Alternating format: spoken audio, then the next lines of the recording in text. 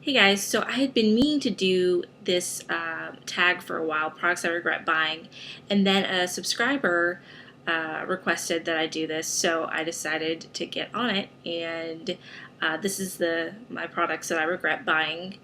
And just a disclaimer, I have used some of these products, so it's not like they're just laying on my shelf and I don't ever use them. So I have tried to make some use out of the products because I have kept them around.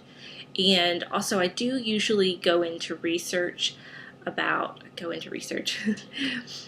tend to research products before I buy them, particularly if they're higher end. So a lot of these are drugstore products because I tend to let myself impulse buy from the drugstore a lot more than I do from higher end products. And also I have a lot more drugstore products. So that's why you'll see a lot of those in this video. So let's get started. So my first product is actually a group of products from the same line. And it's the Tresemme Fresh Start. I hated the scent. It's a citrusy kind of scent, but to me it smells very chemical, almost like a cleaning product. Sometimes they'll have that citrus scent, and this seemed to smell more like that to me. But for some reason, I decided to pick these up. I think there was like a sale going on, and I bought them on a whim. And this is the Waterless shampoo, and I like to try it for days, like today where my hair's wavy, and just kind of put it in there and kind of freshen up the waves and freshen up my hair in general. And it works for that. It works fine. It's just the scent I really can't stand. And these two products, this one's more like just a spray to kind of add a even fresher scent, and since I hate the scent, I don't like this either. That's what that is. And then the last last of the product is this No-Frizz cream. And in the summer, my hair can get really frizzy and crazy.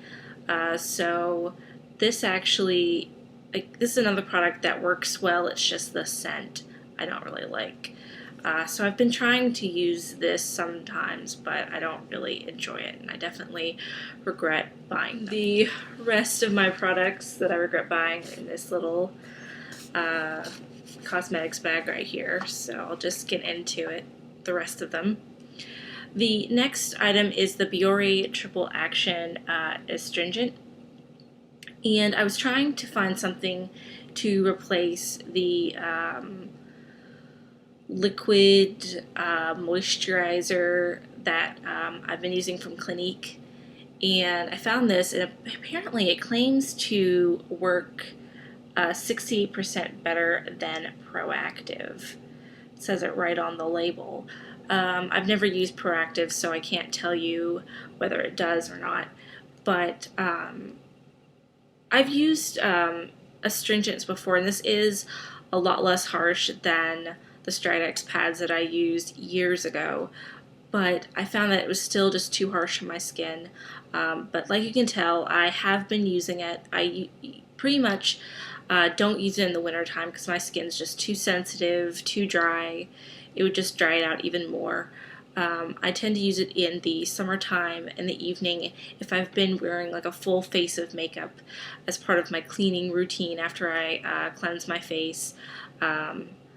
I put this on a cotton pad and just put it all around to kind of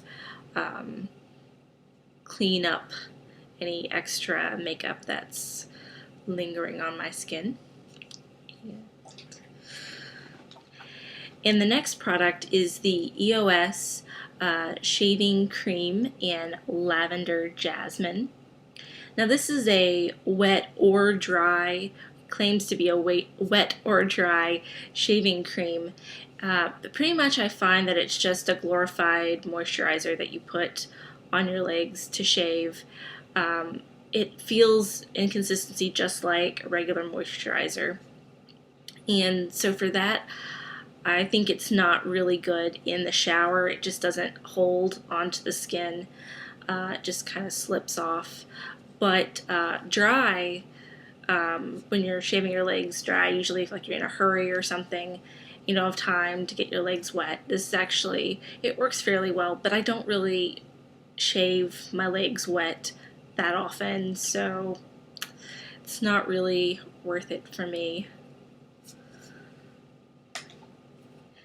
And the next product is the Revlon PhotoReady foundation in 03 shell. And I had heard some people claim that they really love this product. Some people hated it. I was actually really eager to try it because I like the idea of the pump, and it just, the packaging looks so, I mean, not since it's all used, but when it's new, it looks so nice. And for one, I got a shade that's a little bit too light for me, even in the winter time, even though it looks like it could be darker than my skin tone now. Actually, in the winter, this is just a touch too light for me, and the shimmers are crazy. For some reason, I didn't notice them too much in the store, but when you go out and wear it in the sunlight, you just sparkle. And it's so noticeable that I've had just random people that I've talked to while wearing this, like, is there something, do you have glitter on your face? Is there something sparkling on your face? So when it's that noticeable, you know that it's really glittery on your face. So I'm not really a fan of that. I have tried to use it and mix it in with other foundations to kind of give a little bit of luminosity to the skin, but other than that, I really regret buying it. The next few products, I actually went a little wild at Victoria's Secret, and the first product, actually, they suck you in with these, like, you know, 5 or 4 for $20 lip glosses, whatever. And so I bought a series, a few of these little Beauty Rush. These are limited edition summer lip glosses, and I have a few others, and I love them. I love the color, I love the taste, because these are usually flavored, and they're usually really delicious. But this one in the shade flavor Kiwiberry is not. I don't know what it is. It just tastes very artificial sweetener. I know some people say it's weird that I can taste the difference between artificial sweetener and regular just sweetener. Some people think it just tastes the same, but to me, there's a distinct difference, and I just really don't like the taste of this. And it's really sad because it's a pretty color, particularly on my lips. It complements my skin tone well, but it's just, the taste is horrible. And the next two products I actually got at one of Victoria's Secret's semi-annual sales. The first is their, I think this was a summer limited edition, a Luminous Cheek and Face Highlighter in Seashells. And it's a beautiful, beautiful, really, I wish I had a better camera, because it's just not picking up on how pretty this is. It's got rose and white pearl veining in it, and it just kind of twists up and down. And of course, since it was, I found out their semi-annual sale, it was really cheap, so it wasn't so bad that I got it. But when I try to use it, it's just too shimmery. And sometimes I find with Victoria's Secret products, sometimes their shimmer is just a little too intense. Not all the time, but sometimes. And this is definitely a product where that's the case. And then I have the Victoria's Secret Minerals eyeshadow single in the color Divine, and it's again a really pretty color, but it's just, it what's the word I'm looking for? The color payoff is not good for how dark and intense it looks in the pan, and it also just, there's a lot of fallout. So I really just don't get too much use out of it, unfortunately. And the next product was something that I'd seen raved about in the YouTube beauty community, and it's the Garnier Skin Renew Anti-Dark Circle Roller. And I think this is just their kind of light tint one, and it's really nice. It's just a little roller ball. It's very cooling. I think it has caffeine and probably something else in it.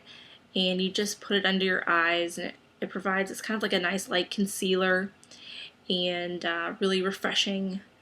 But the problem with this is the shade is just too yellow for my skin tone, and so I find that it doesn't brighten my under eye area. It just makes me look more tired, and it also comes out, like, as you can tell, like, it really comes out a lot, and so it's just really goopy, and you just have to, like, be very careful with it, otherwise you'll just over apply the product. The next product, I actually have a few of these, but I can't find the other ones. I just have this one in the Revlon Just Bitten Lipstain Plus Balm, and I actually made the mistake of buying multiples of these because I was really excited about it, but just they did not work out for me. For one, it's kind of like a little marker tip on one end, and then on the other you have, be very careful, this little lip balm, clear lip balm,